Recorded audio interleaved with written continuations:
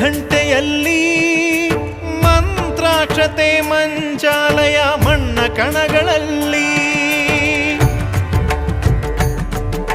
ಮೂಲ ರಾಮ ನಿನ್ನ ತಂದೆ ನೀನೆ ನಮ್ಮ ತಾಯಿ ತಂದೆ ಸತ್ಯದ ದೀಪ ಹಚ್ಚುಬ